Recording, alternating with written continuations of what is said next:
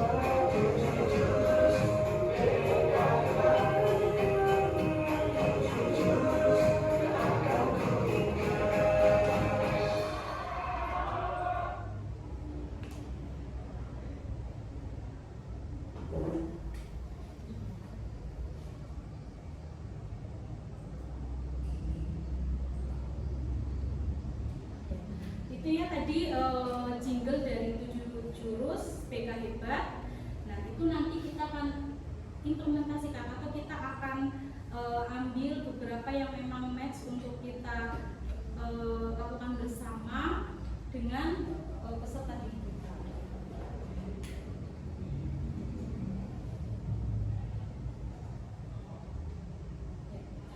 Jadi kegiatan ini tuh berbagi praktik baik ya, implementasi on the job learning dari kegiatan khususnya kegiatan kemarin 2 hari saya di kelas. Jadi memang dari sana itu ada kegiatan wajib yaitu mengimbaskan kepada peserta didik. Nah di sini nanti saya akan menjelaskan apa saja yang saya sampaikan kepada peserta didik kemarin dan kekurangan dan kelebihan yang dari kegiatan itu tersebut nanti kita bahas. Nah, pemahaman dan tujuan 7 jurus ya. Jadi apa sih 7 jurus BK itu? Nah, tadi sudah ditampilkan ya dalam sebuah jingle atau lagu terkait 7 jurus BK itu. Yang pertama itu ada kenali potensi, ada kelola emosi, terus ada tumbuhkan resiliensi, ada jaga konsistensi, kelima jalin koneksi, keenam bangun kolaborasi, dan yang terakhir itu menata situasi. Nah, kita dari yang pertama ya, Bapak Ibu, jadi kenali potensi. Sebagai seorang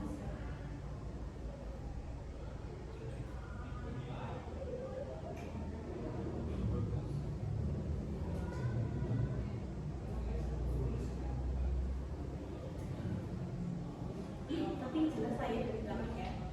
Jadi yang pertama itu jurus kenali potensi. Nah, ini kenapa kita penting untuk mengenali potensi anak didik kita. Itu pertama membantu peserta didik untuk lebih mengenali potensi diri mereka serta kemampuan mereka untuk memudahkan perkembangan serta sesuai dengan bakat minat mereka. Nah, sebagai asesmen dasar itu kita jadi biasanya ini saya lakukan itu pas awal mereka masuk itu saya lakukan asesmen, yaitu seperti tes bakat minat ya, seperti tes gaya belajar atau tes kecerdasan majemuk. Nah, itu sebagai tes awal sedangkan jadi sehingga kita mengetahui bahwa murid itu misalnya dari gaya belajarnya itu ada ada kecerdasan majemuk sama mengenai gaya belajar. Kalau gaya belajar itu seperti ada 3 ya, jadi gaya belajar kinestetik, terus ada gaya belajar kinestetik sebentar, mohon maaf ya Bapak Ibu, agak typo sedikit kemarin ya, terkait gaya belajar itu ada yang audio, ada yang visual, dan ada yang kinestetik. Nah, dari tes yang kemarin saya lakukan ke beberapa murid saya, nah di kelas DKV itu beberapa sudah mengetahui bahwa ada yang memang dia memiliki gaya belajar kinestetik atau audio ataupun visual. Nah, kalau audio itu berarti mereka lebih cenderung ke mendengarkan. Jadi ada beberapa anak yang memang dia itu lebih fokus atau lebih bisa menangkap sesuatu itu dari mendengarkan penjelasan guru atau mungkin secara audio. Ada juga beberapa yang memang lebih ke visual. Jadi dia itu lebih mudah memahami dengan cara melihat ataupun dengan cara menonton video, film ataupun materi-materi di layar. Terus yang ketiga itu kinestetik. Nah, kalau kinestetik itu lebih ke prakteknya. Nah, praktek, gerakan. Nah, itu biasanya ada ya di kelas itu pasti ada beberapa anak yang memang kadang nggak mau diem, ada ya, nggak mau diem. Terus dia itu kayak aktif, nggak senangnya ngomong atau mungkin lebih suka ke jalan-jalan. Justru malah ketika dia materi seperti biasa itu malah ngantuk. Ada kan nggak? Ada ya. Nah, itu beberapa memiliki kepribadian seperti itu, gaya belajar yang kinestetik atau lebih suka praktek. Nah, dari tes-tes yang tersebut kan dari guru ya, dari guru itu kan kita bisa mengambil kesimpulan bahwa setiap peserta itu memiliki gaya belajar yang berbeda-beda. Nah, tinggal kita bagaimana mengelola kelas itu agar semuanya itu bisa tertata gitu. Karena kalau kita pengennya kadang-kadang kita mengajar semuanya diam, kita berharapnya semuanya itu bisa paham dengan apa yang kita sampaikan. Tapi ketika kita sudah tahu bahwa potensi anak-anak itu berbeda-beda, gaya belajarnya berbeda-beda, nanti kita harus bisa memanajemen bagaimana kita menindaklanjuti dari perbedaan tersebut. Nah, itu terus untuk yang kedua itu ada jurus kelola emosi. Nah, di kelola emosi ini mengajarkan siswa itu cara mengenali, memahami, dan mengelola emosi mereka secara sehat dan tenang, dapat menggunakan pendekatan sosial emosional learning atau SEL. Nah, di sini biasanya ini juga sebenarnya bukan hanya untuk siswa ya. Untuk guru pun kadang-kadang kita memang perlu yang namanya belajar mengelola emosi. Apalagi kalau siswa sih mungkin hanya beberapa mengalami problem-problem yang ya sama ya, namanya manusia pasti punya problem. Guru pun sama. Apalagi guru dengan satu orang memegang sebanyak 30 orang atau beberapa orang. Nah, itu kan memang yang namanya kelola emosi itu sangat penting. Nah, ini ya, jadi ada tindakan ketika mengalami emosi. Emosi itu kan macam-macam ya Bapak Ibu. Ada yang tahu macam-macamnya apa saja? emosi. Contohnya sedih, terus apa lagi? Senang, bahagia, terus cemas ya, nah, dan lain sebagainya. Nah, terus ini ada contoh beberapa tindakan ketika mengalami emosi. Nah, ini misalnya kita sedang mengalami emosi sebuah apa ya, marah misalnya. Nah, bagaimana ketika kita harus merespon emosi tersebut? Nah, ketika ada emosi ya, itu harusnya itu seperti yang di bawah. Kalau di atas ini kan ada emosi, langsung respon dan tindakan. Nah, ini beberapa yang siswa yang sering lakukan kan seperti itu. Ketika ada contohnya emosi marah saja, nah itu sama temannya biasanya langsung lari ke tindakan, akhirnya memicu apa, berantem atau perkelahian. Nah, tapi ketika kita bisa mengelola emosi dengan tenang, ketika ada emosi datang, kita itu menjeda. Nah, menjedanya itu seperti apa? Misalnya dengan tenang, atau mungkin ketika kita sedang marah ya. Nah, ini yang kemarin saya lakukan di sana itu bahwa kemarahan itu berpusatnya pada jari apa ini? Ibu jari. Jadi ketika kita marah, mending kita jarinya kita tekuk, nah terus kita genggam. Nah, dari situ kita akan berusaha kepada jarinya. Nah, itu akan sedikit menjeda emosi kita.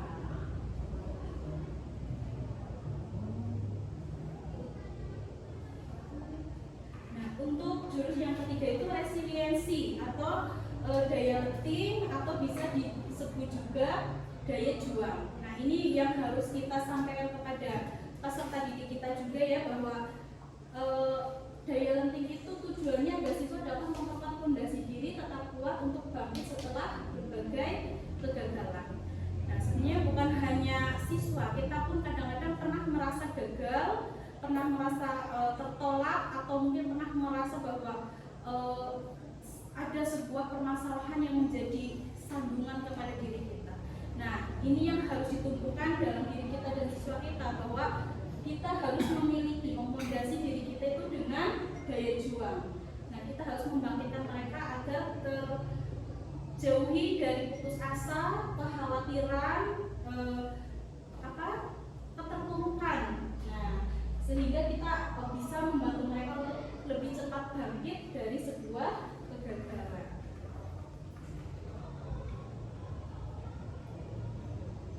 Nah, terus untuk jurus yang keempat ini itu menanam jaga konsistensi. Nah, ini menanamkan pembentukan kebiasaan positif secara berulang agar siswa memiliki disiplin manajemen waktu tanpa adanya paksaan dengan kesadaran. Nah, ini kadang-kadang kita kan siswa kita itu justru paling sulit itu membangun kesadaran ya. Kalau kita membangun disiplin yang untuk jangka pendek sih selalu bisa ya. Misalnya anak terlambat, kita buat kartu kendali. Nah, setiap hari harus berangkat jam sekian, kalau enggak nanti kena sanksi atau dengan orang tua.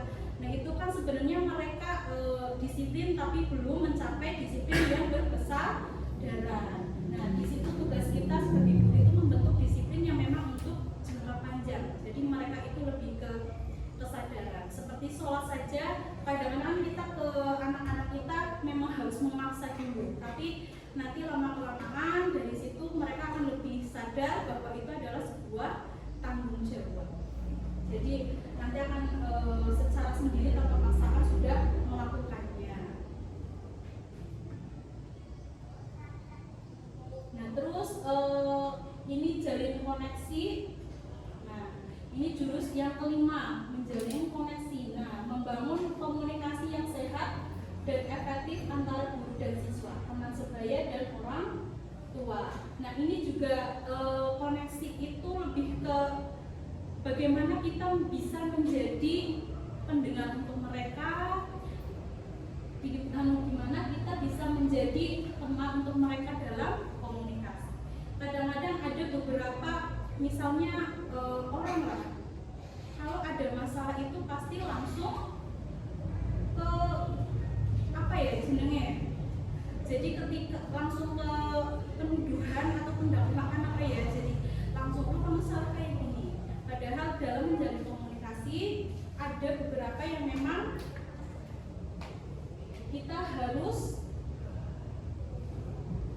interaksi dulu sebelum menjalin koneksi. Nah, yang pertama ini ya, jadi keterampilan mendengar aktif. Nah, mungkin ada beberapa yang kalau dengerin masalah itu aduh malah pusing atau gimana ya, tapi memang sebagai seorang guru kita memang harus belajar memiliki keterampilan mendengar aktif. Mendengar aktif itu seperti apa? Jadi kita harus bisa membuka percakapan, kita harus bisa mengolah pertanyaan, dan kita harus bisa merefleksi dari apa yang mereka ceritakan serta keterampilan menyimpulkan. Itu. Nah, terus yang kedua ada koneksi sebelum koreksi. Nah, ketika kita mau mengkoreksi seseorang atau kita mau memberikan masukan kepada seseorang, memang sebaiknya kita memberikan koneksi dulu. Kita jalin hubungan yang baik dulu. Kita tanya, kita membuka percakapan secara terbuka, secara aktif, baru nanti kita memberikan saran-saran yang memang masuk untuk mereka. Nah, ini untuk jurus yang keenam itu bangun kolaborasi. Nah, ini menguatkan sinergi antara guru, orang tua, dan komunitas sekolah untuk mendukung perkembangan siswa. Ini jadi ada indikator perlunya kolaborasi dalam penanganan masalah murid. Jadi sering kita dengar bahwa masalah murid itu adalah masalah kita bersama ya. Jadi bukan masalahnya Bu Wali kelas saja, bukan masalahnya wakil kesiswaan saja, atau masalah guru mamanya saja, tapi itu adalah masalah kita bersama, harus membangun kolaborasi. Nah, itu seperti yang pertama itu ada masalah murid. Nah, ketika masalahnya itu masih ringan, kita cukup membangun kolaborasi dengan guru, BK, konselor, atau guru wali kelas seperti itu. Nah, namun ketika masalahnya sudah mulai sedang atau sudah mulai berbobot, itu naik lagi nanti kolaborasinya sudah sampai ke guru, kesiswaan, atau mungkin ke jajaran yang lebih tinggi. Dan ketika masalahnya sudah lebih berat lagi nanti ke kepala sekolah. Nah, kalau sudah memang sangat membutuhkan relasi dari luar, berarti nanti sudah bisa kita berkolaborasi dengan mitra guru BK, seperti misalnya kalau ada masalah minuman keras atau apa, kan bisa berkolaborasi dengan BNN, puskesmas, atau lain sebagainya. Jadi ini memang sangat penting ya dalam menjalin kolaborasi, karena kalau kita sendirian kan pasti akan terasa lebih berat, tapi kalau kita sama-sama dalam mendidik siswa, insya Allah semuanya akan mudah teratasi. Nah, ini jurus yang terakhir itu menata situasi.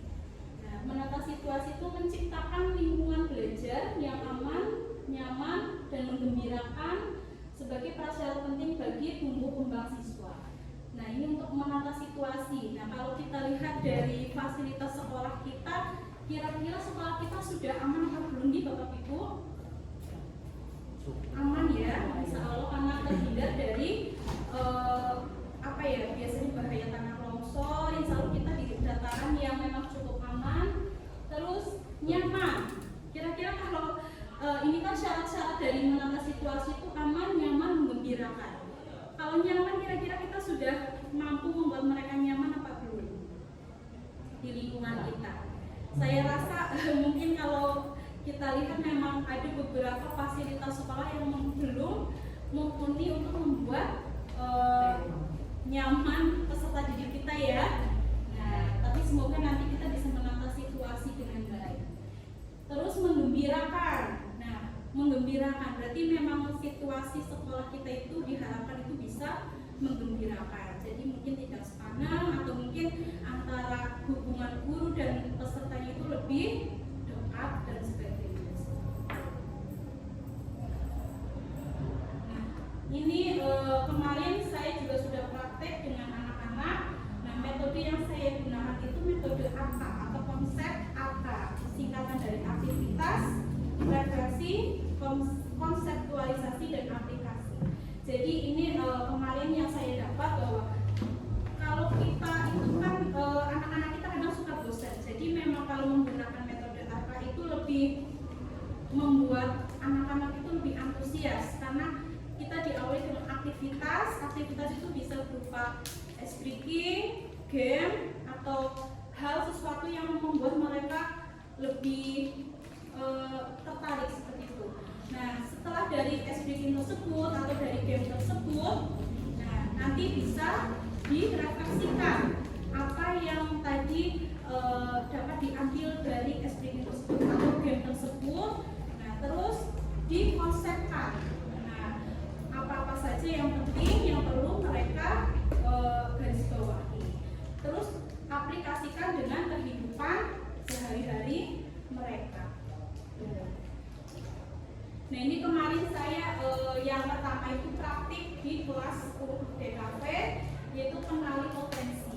Jadi kenapa alasan saya itu memilih jurusan 1 atau kenali potensi, karena memang ini adalah layanan dasar bagi saya, mungkin bagi kita semua ya. Jadi sangat penting untuk awal itu memberikan asesmen kepada mereka untuk mengetahui potensi-potensi yang ada pada mereka, seperti misalnya gaya belajar.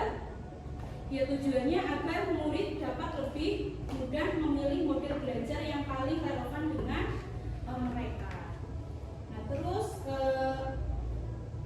aktivitas mereka itu kemarin saya ajak untuk mengisi tes gaya belajar itu menggunakan Aku Pintar kemarin. Nah, jadi ada yang beberapa memiliki gaya belajar audio, visual, ataupun kinestetik. Nah, refleksi dari kegiatan kemarin saya merefleksi anak-anak bahwa gaya belajar yang sesuai dengan kalian itu apa saja kemarin sudah dilakukan, terus hasilnya sesuai juga dengan mereka seperti yang mereka katakan, terus dapat memanfaatkan hasil asesmen. Dari kegiatan kemarin saya itu memang berharap bahwa dari tes tersebut mereka kan sudah paham bahwa oh ternyata aku lebih bisa memahami dengan cara mendengarkan. Jadi mereka nanti akan lebih fokus belajar dengan yang relevan dengan dirinya. Terus aplikasi, nah membuat tulisan. Nah, kemarin saya juga memberikan tugas kepada mereka untuk menulis kira-kira nanti setelah saya mengetahui gaya belajar saya apa yang akan saya lakukan. Nah terus responnya. Nah, ketika saya menerapkan model AK ini, anak-anak memang lebih antusias karena mereka itu jadi tidak ngantuk karena diawali dengan permainan atau game. Terus jadi mereka itu lebih aktif, nggak cuma mendengarkan saja. Tapi dari situ pun ada hambatannya ya, karena memang jam BK itu kan kurang lebih 45 menit atau 1 jam pelajaran, sehingga memang keterbatasan waktu. Nah terus yang kedua itu ada tumbuhkan resiliensi. Kemarin saya juga praktik di kelas 10 MP. Nah, alasan saya menggunakan tumbuhkan resiliensi atau daya lenting atau daya juang karena saya itu berharap mereka dapat membangun daya juang agar tidak mudah putus asa, tidak mengalami kegagalan, tidak terpuruk ketika mereka mengalami kegagalan dan mau bangkit kembali. Nah, tujuannya yang menumbuhkan daya lenting siswa. Nah, proses kegiatannya itu kemarin menggunakan sistem angka juga. Nah, aktivitasnya itu kemarin menggunakan menara kartu. Jadi memang anak-anak itu lebih cenderung suka dengan game-game atau gerakan-gerakan. Jadi saya padukan dengan membuat game, lalu game itu saya refleksikan agar mereka bisa menyimpulkan dari game tersebut mereka apa yang mereka rasakan. Nah terus aplikasi, saya juga mengaplikasikan mereka untuk menulis pengalaman hidup mereka dan bagaimana cara mereka untuk bangkit kembali. Nah manfaatnya itu membutuhkan daya juang, menumbuhkan daya juang. Hambatannya itu memang masih tetap sama ya, untuk waktu itu memang sangat kurang. Kalau misalnya kita mau menerapkan sistem angka kadang-kadang agak butuh waktu yang. Nah untuk laporan refleksi kemarin pun saya sudah melaporkan ya bahwa laporan itu kemarin terkait kegiatan saya OJL 1 dan 2 di kelas DKV dan MP. Nah dari kegiatan tersebut kemarin saya menanyakan bahwa perasaan mereka itu seperti apa ketika diajarkan lewat konsep AK. Makanya itu lebih senang, lebih antusias dengan metode juga untuk anak-anak. Nah, terus pembelajaran juga dengan menggunakan konsep kata anak lebih semangat. Nah, jadi memang anak-anak kita kan kadang-kadang sukanya itu yang gerak, yang main-main kayak gitu game ya. Nah, kalau suruh ngedengerin itu kadang-kadang ngantuk lah, inilah, tiba-tiba malah tidur sudah pulas sih.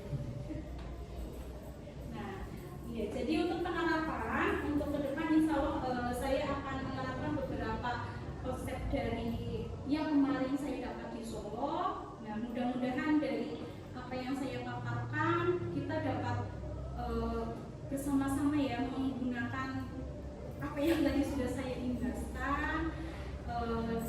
Kita lebih memahami murid kita bahwa setiap murid itu tumbuh di tempat yang sama, namun mereka memiliki potensi dan kemampuan yang berbeda-beda. Itu tantangan kita, karena kita berani menjadi guru berarti berani merangkul seluruh siswa yang memang memiliki sesuatu yang berbeda. Nah, dari sini ada pertanyaan. Oh ya, Bu Erni silakan. Saya izin bertanya. Kita kan sering ya kalau menangani anak kalau mereka lagi belajar. Nah, kalau yang ingin saya tanyakan itu bagaimana cara kita menangani anak yang mempunyai gaya belajar kinestetik?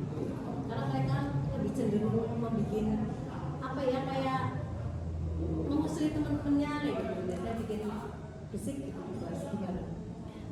Ya, memang kadang-kadang kalau anak-anak yang memiliki gaya belajar kinestetik itu lebih cenderung ke dia itu nggak mau diam, kadang-kadang suka berisik. Kalau berisiknya sendiri nggak apa-apa, kadang-kadang suka ngajak-ngajak temennya ya. Nah, itu memang kadang-kadang sangat mengganggu. Nah, kalau menurut saya untuk menangani atau mengkondisikan anak tersebut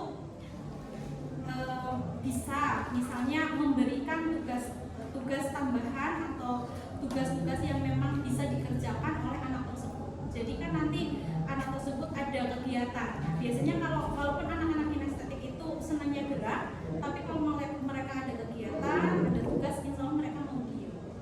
Nah, karena biasanya kalau mereka itu diamnya kalau nggak ada kegiatan, jadi dia itu bosan nih, kan akhirnya berkeliaran kemana-mana. Mungkin bisa dikasih tugas tambahan atau mungkin dikasih kalau ketika berkelompok bisa jadi nanti yang kinestetik dijadikan sebagai ketua kelompoknya untuk mengatur anak-anak yang lain. Jadi nanti akan terkondisikan.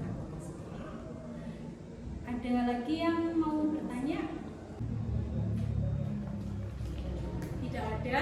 Nah, kalau tidak ada, semoga apa yang saya sampaikan menjadi sebuah manfaat untuk kedepannya. Kita bisa menjalin sebuah kolaborasi untuk kepentingan bersama-sama mendidik peserta didik. Ya, kalau begitu saya cukupkan ya. Terima kasih. Wassalamualaikum warahmatullahi wabarakatuh. Waalaikumsalam.